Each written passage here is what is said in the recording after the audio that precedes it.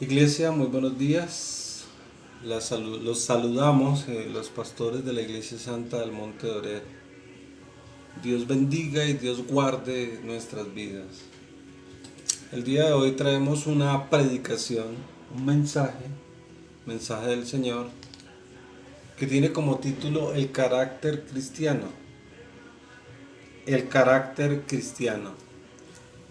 Esto está en Tercera de Juan. Vamos a hacer un estudio de todo lo que es la carta o epístola del apóstol Juan.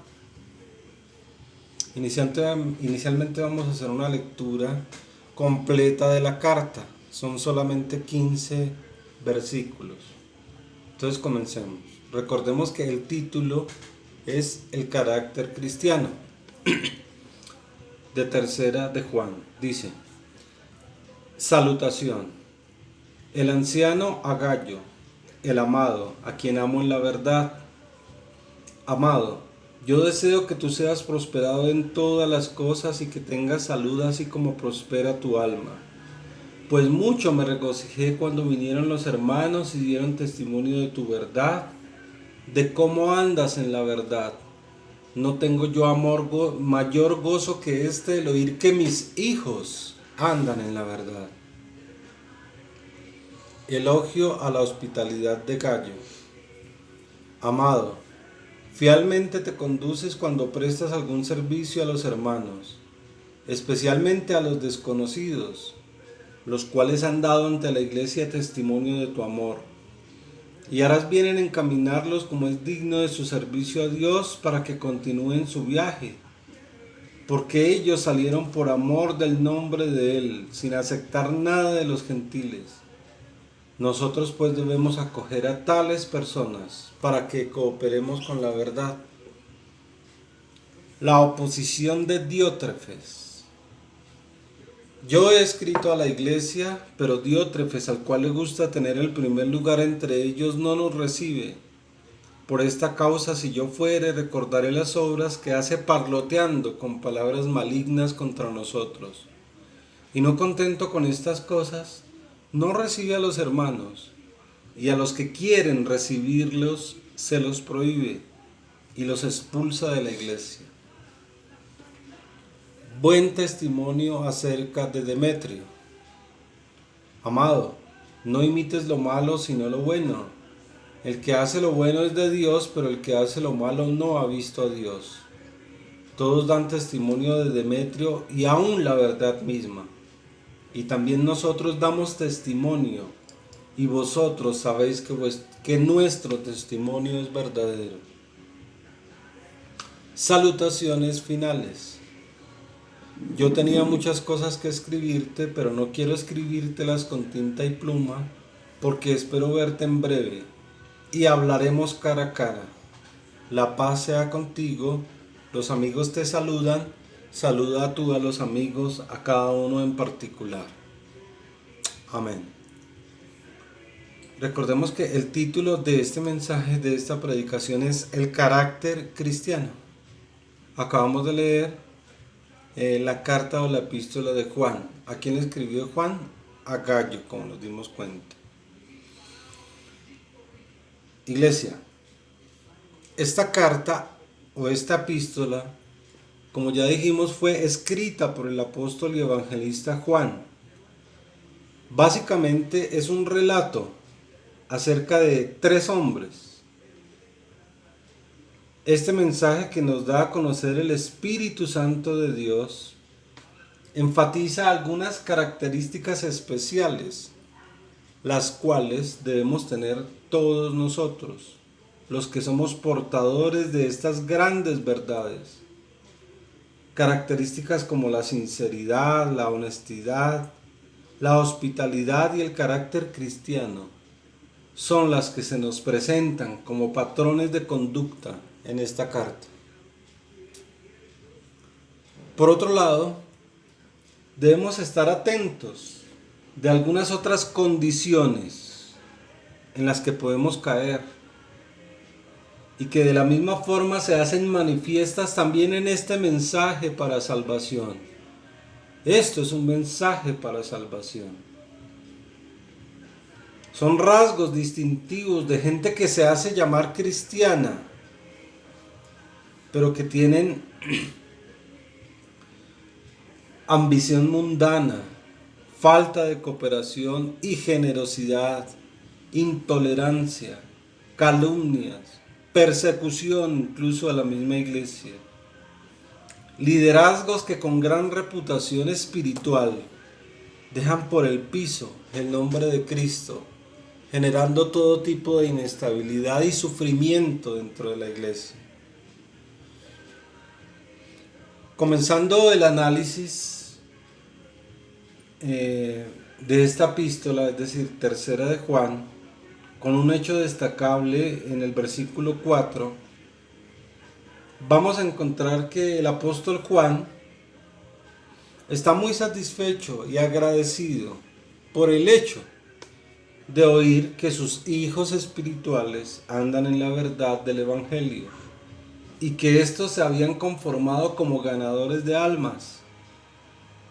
Él, o sea Juan el apóstol, llama hijos a todos aquellos a quienes ha ayudado para que conozcan al Señor Jesucristo. Es decir, que son los hijos espirituales que caminan de acuerdo al Evangelio y a las buenas nuevas de salvación. Tercera de Juan 4 dice: no tengo yo mayor gozo que el oír. Yo no tengo mayor gozo que el oír que mis hijos andan en la verdad. Que mis hijos eran hijos espirituales. Entonces fíjate que cuando hay una autoridad espiritual o hay un ministerio entregado por el Señor a una persona, esa persona sí puede tener hijos espirituales, y está bien decir que son hijos espirituales. O sea que se puede hablar de padres espirituales y de hijos espirituales. Bien, ahora vamos a hacer una exégesis, es decir, un estudio con cierta profundidad de lo que es esta carta. Vamos a analizar cada uno de esos versículos. Empezando porque el principal destinatario de esta carta fue un hombre llamado Gallo. Leemos en tercera de Juan 1. Dice: salutación. El anciano a Gallo. El anciano obviamente era el apóstol Juan, apóstol y evangelista Juan, que le está escribiendo a Gallo. Entonces dice: el anciano a Gallo, el amado a quien amo en la verdad. Entonces fijémonos que el destinatario de esa carta era Gallo. Bien, el tema central de la carta gira alrededor de 3 o 4 personajes que son Gallo, Diótrefes, Demetrio y algunos evangelistas viajeros. Vamos a ver las características espirituales de cada uno de estos personajes y de este último grupo de personajes que son los evangelistas viajeros, comenzando por Gallo. Gallo ya dijimos que era el destinatario a quien el apóstol Juan le escribió la carta. Dice, una de las características es que él era digno del cariño y respeto de Juan. Vamos a ver versículos 1 y 2. El anciano a Gallo, el amado, a quien amo en la verdad. Amado, o sea, digno de cariño y respeto de Juan. Amado, yo deseo que tú seas prosperado en todas las cosas y que tengas salud así como prospera tu alma. O sea que vemos que Gallo era conocido de Juan, y fuera de eso Juan le tenía cariño y lo respetaba. Otra característica de que era que Gallo era un cristiano firme y decidido que andaba en la verdad. Versículos 3 y 4 dice: pues mucho me regocijé cuando vinieron los hermanos y dieron testimonio de tu verdad. O sea que era un cristiano que andaba en la verdad. De cómo andas en la verdad. No tengo yo mayor gozo que el oír de mis hijos, que mis hijos andan en la verdad. Ahora, vemos que Gallo también, como una tercera característica, es que era un hombre afable. cordial, dado a la hospitalidad y a la generosidad. Vemos en el versículo 5 y el 6. Amado, fielmente te conduces cuando prestas atención a algunos hermanos, a los hermanos, especialmente a los desconocidos, los cuales han dado ante la iglesia testimonio de tu amor, y harás bien en encaminarlos como es digno de su servicio a Dios, para que continúen su viaje. Entonces en este versículo 5 y 6 nos damos cuenta que Gayo era afable, cordial, que era dado a la hospitalidad, incluso de los desconocidos, y a la generosidad. Bueno, esas son las características espirituales o del alma de Gayo. Ahora vamos a ver a un segundo personaje que es Diótrefes. Diótrefes fue aparentemente un líder en la iglesia, miembro sobresaliente de la iglesia a la cual pertenecía Gayo, que era una iglesia del Asia Menor. La actitud de Diótrefes era dominante y excesiva, como nos dimos cuenta. Rechazaba a los que venían de parte de Juan, incluso hasta del mismo apóstol Juan, porque dice la palabra, no recibe a los hermanos. Incluso hasta los expulsaba de la iglesia. Entonces fíjate que era una persona que era un líder en la iglesia. Era una persona conocedora del Señor Jesucristo, y fuera de eso, fíjate el comportamiento que tenía. Era egocéntrico e intolerante. Vemos el versículo 9, dice, yo he escrito a la iglesia, está hablando Juan, pero Diótrefes, al cual le gusta tener el primer lugar entre ellos, no nos recibe. Entonces fíjate, egocéntrico e intolerante. Una persona que pretendía ser el jefe supremo, es decir, que toda se la sabía, que no había nada ni nadie después de él. Vemos también algo que se podría destacar dentro de esta carta, es que Diótrefes, recibirá un llamado de atención muy merecido por parte del apóstol Juan cuando éste regrese a esa iglesia. Vemos en el versículo 10, por esta causa, si yo fuere, recordaré las obras que hace parloteando con palabras malignas contra nosotros, y no contento con estas cosas, no recibe a los hermanos, y a los que quiere recibirlos se los prohíbe y los expulsa de la iglesia.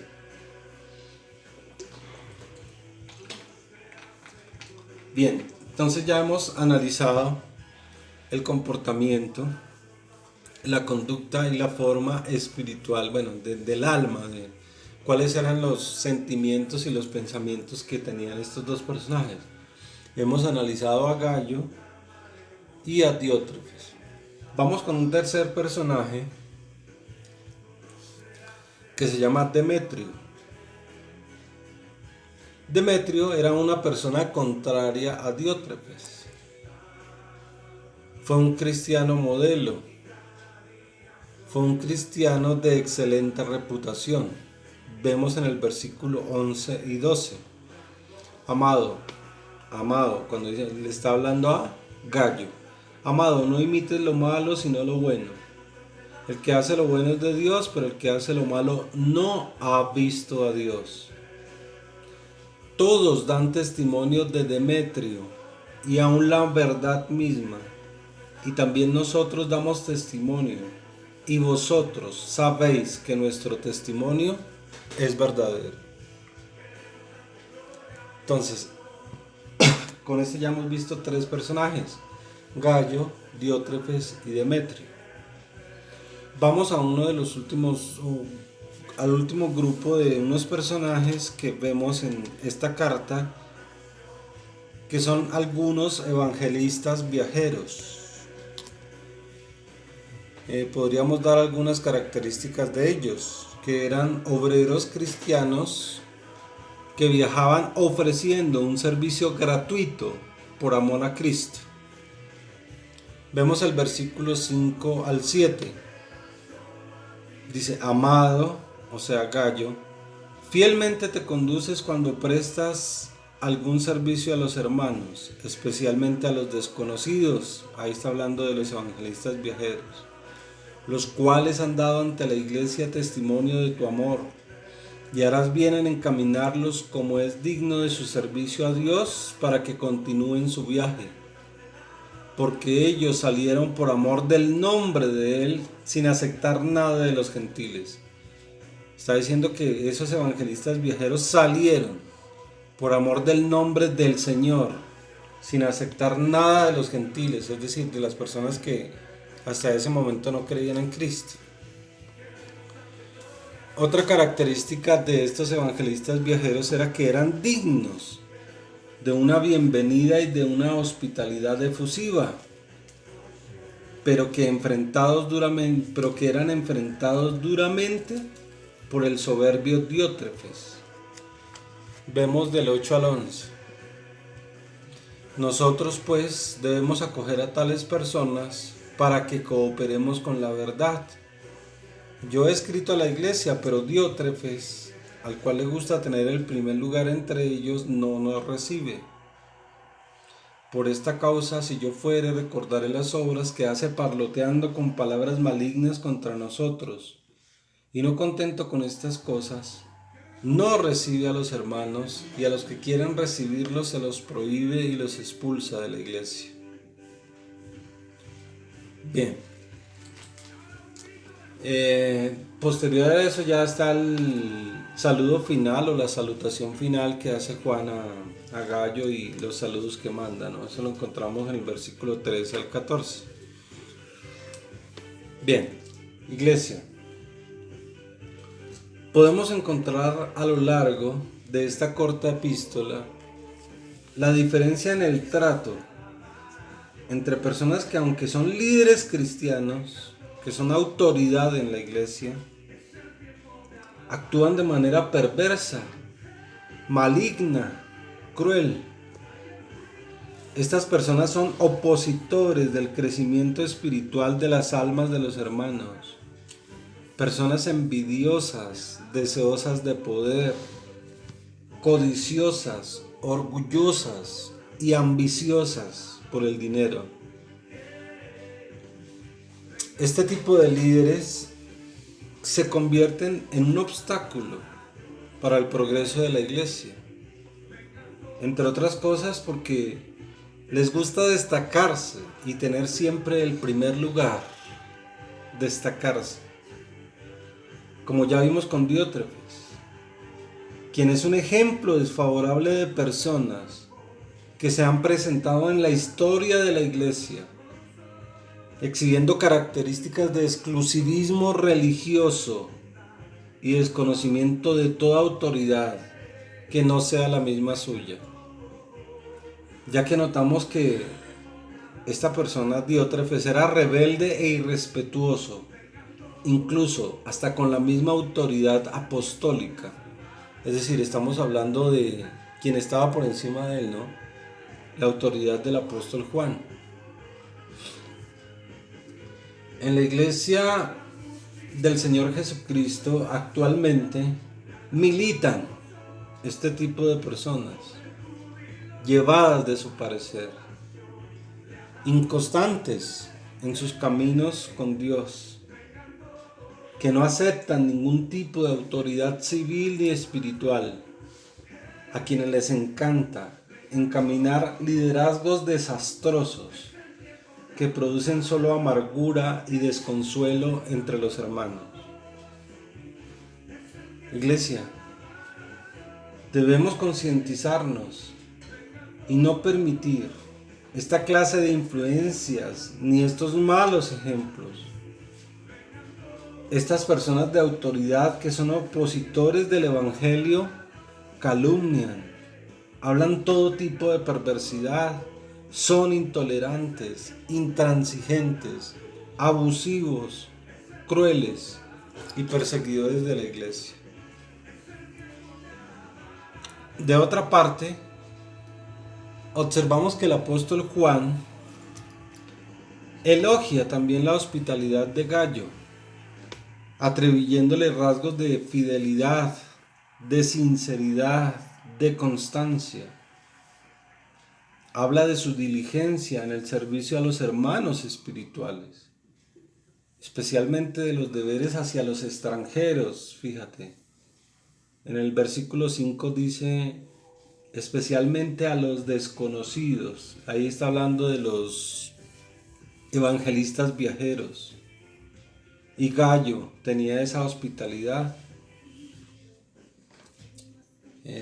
Esta carta también nos da ejemplos de hospitalidad. Nos muestra el amor fraternal, el afecto espiritual. Habla de un testimonio de amor, lo cual representa una reputación espiritual de gran prestigio entre los habitantes de estos pueblos y de un trabajo útil para la difusión del mensaje del Señor Jesucristo.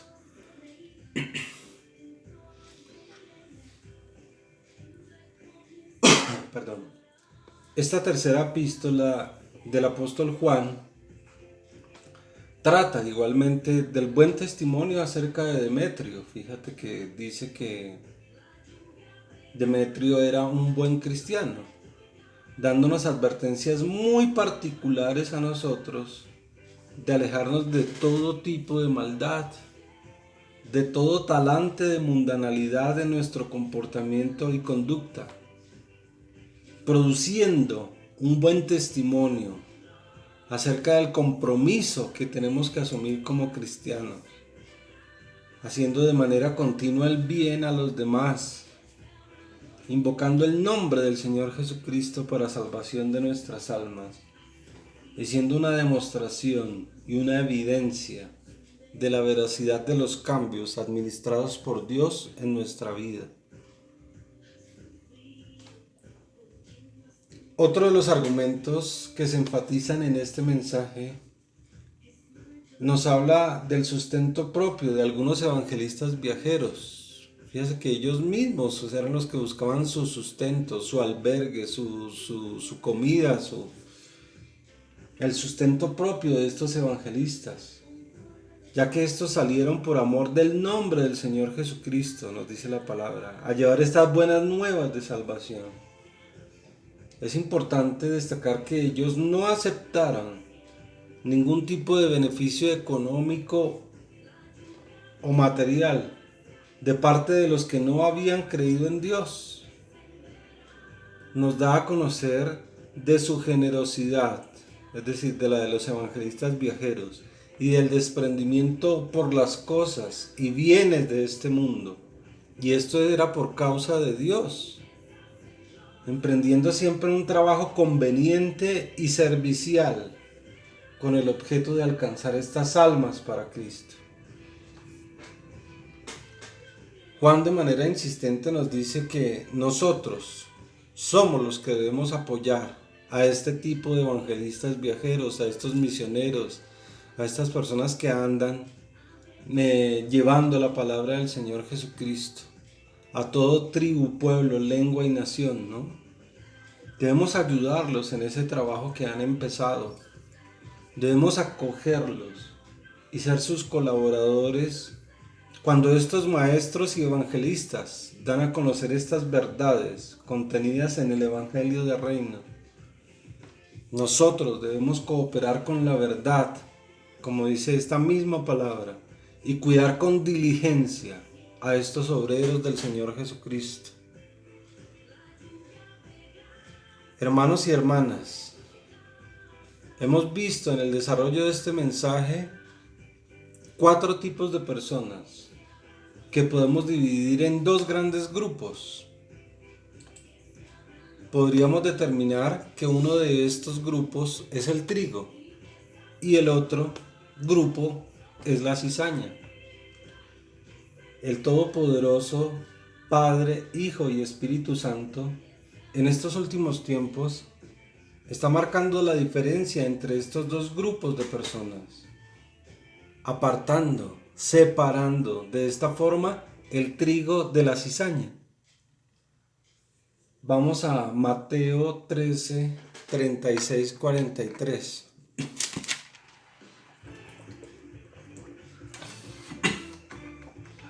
Mateo 13, 36, 43. Aquí Jesús nos explica la parábola de la cizaña. Es decir, está hablando el mismo Señor Jesús en muchos de estos pasajes. Entonces, despedida la gente, entró Jesús en la casa y acercándose a él sus discípulos le dijeron: explícanos la parábola de la cizaña del campo. Respondiendo él les dijo: el que siembra la buena semilla es el Hijo del Hombre. El campo es el mundo. La buena semilla son los hijos del reino. Es decir, la buena semilla sería el trigo. Y las cizañas son los hijos del malo. El enemigo que la sembró es el diablo. La siega es el fin del siglo y los segadores son los ángeles. De manera que como se arranca la cizaña y se quema en el fuego, así será el fin de este siglo. Enviará al Hijo del Hombre a sus ángeles y recogerán de su reino a todos los que sirven de tropiezo y a los que hacen iniquidad, y los echarán en el fuego, en el horno de fuego. Allí será el lloro y crujir de dientes. Entonces los justos resplandecerán como el sol en el reino de su Padre. El que tiene oídos para oír, oiga. Bueno, nos damos cuenta que hay una buena semilla. O sea, la buena semilla, que sería el trigo, que son los hijos del reino. Y hay otra semilla, que es la cizaña, que sería la mala semilla. La cizaña, que son los hijos del malo, es decir, de Satanás. Aunque hay muchas personas actualmente que se consideran cristianas, ese cristianismo que profesan está muy lejos de ser el cristianismo original, implantado e implementado por Jesucristo y sus discípulos originales. La obra del maligno en este mundo tiene manipulada a esta gente, tiene manipuladas a estas personas y las tiene cegadas en cuanto a la verdadera doctrina del Evangelio del Reino. El Señor, como dice esta palabra que acabamos de leer, Mateo 13, 36, 43, el Señor enviará a sus ángeles que se encargarán de la separación final de estas almas, es decir, separar el trigo de la cizaña, separación que ya está aconteciendo sobre la tierra. El dominio de Cristo será establecido con poder y gloria en todas las naciones del mundo, en el reinado milenario. Es decir, ese reinado milenario es el periodo de 1000 años que viene después de toda esta tribulación. El futuro de los perversos, de todas las personas que hacen iniquidad, de todas las personas que no practican la justicia, que sirven de tropiezo para hacer caer a muchos. Todos aquellos que practican las obras de la carne, como los adúlteros, fornicarios, los que son inmundos, significa que son impúdicos o obscenos, los lascivos o lujuriosos, los idólatras, los hechiceros, las personas que viven en medio de enemistades, pleitos, celos, iras, contiendas, que sería lo mismo que disputas o riñas, disensiones, que es lo mismo que desacuerdos, herejías, que son lo mismo que son apostasías, que es la negación de la fe, envidias, homicidios, borracheras, orgías y cosas parecidas a estas. Iglesia, toda esta gran colección de personas que acabamos de mencionar, de gentes, de almas, serán echadas en el lago de fuego eterno, donde sufrirán tanto espanto que, como dice esta palabra, llorarán y los dientes les rechinarán de dolor. Los santos, los justos, seremos glorificados. Ahora aquí vuelvo a ser reiterativo. Los santos y los justos no es que no pequen, no, somos santos y tenemos pecado. No quiere decir que no seamos pecadores. Los santos y justos seremos glorificados, pero dentro de esa santidad es que hemos sido apartados para Cristo y que nosotros buscamos es siempre agradar al Señor, es decir, no somos practicantes del pecado. Los santos, los justos seremos glorificados si cuidamos esta salvación hasta el final. Llevaremos otro tipo de vida, no como la llevamos o la conocemos ahora en este sistema de cosas. Porque nos dice esta palabra que los justos resplandecerán como el sol en el reino de nuestro Padre. Así que podemos estar seguros de que será una vida radiante, refulgente, iluminada. La tierra será llena del conocimiento de Dios en el reinado milenario de Cristo. Y nosotros viviremos en esa nueva vida, en el reino de nuestro Padre, no en el cielo, sino en esta tierra renovada. Es decir, el cielo no es que sea el reino del cielo, es el reino de Dios, pero no va a ser en el cielo, va a ser en esta misma tierra. Sobre eso también hemos hablado y hay muchas predicaciones y mensajes en esta iglesia. Pero para tener algo, un soporte bíblico, un soporte espiritual para estas cosas que estamos diciendo, vamos a terminar con cuatro versículos bíblicos. Vamos a ir a Habacuc 2:14.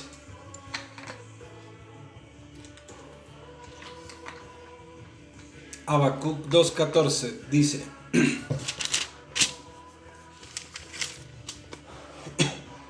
pues la tierra, dice la tierra, esta tierra será llena, se llenará del conocimiento de la gloria del Señor, como las aguas cubren el mar, esta tierra. Isaías 2 al 4. Isaías 2 al 4. Dice: y acontecerá en los postreros días que el monte de la casa del Señor será establecido como cabeza de los montes. Se alzará sobre los collados y confluirán a él todas las naciones. Fíjese que todo esto se va a dar aquí en la tierra, no en el cielo. Ahora, Romanos 8:17 dice: y sus hijos también herederos.